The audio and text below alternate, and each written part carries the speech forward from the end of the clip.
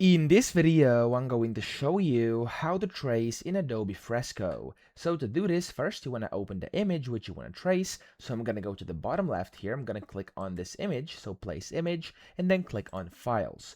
From here, you want to find your image. So I'm just going to use this coloring book I have over here. So this page, I'm going to click on it and click on open.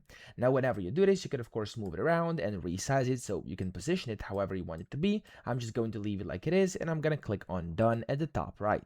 Now, whenever you've done this, the first thing you have to do is click on the specific layer where you have your image you want to trace, and then you want to go to the top right, you want to click on layer properties, and from here you want to adjust the layer opacity to be a bit less than default over here. So as you can see, I'm going to go from 100 down to maybe like something like 15 or 20, okay? So this is completely up to you. I'm just going to put 20. You could do even less or a bit more, again, up to you.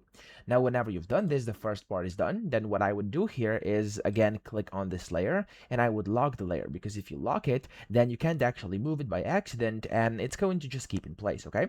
Whenever you've done this, click on this plus button over here to add a new layer, and this layer must be above the image you're trying to trace. And now you can just select your, of course, brush you're trying to use. I'm gonna go with this charcoal pencil right now, and then you can select your brush size as well over here, so completely up to you. And then you can simply go and select your smoothing over here as well. I'm gonna go to like over here, for example, around 60. And then what you want to do is simply zoom in, and you can have this layer selected, which is above your image you're trying to trace. And then from here, you can just go and start tracing. Okay, so as you can see, I'm not very precise over here, but you can be, because of course I'm trying to show you how to do this.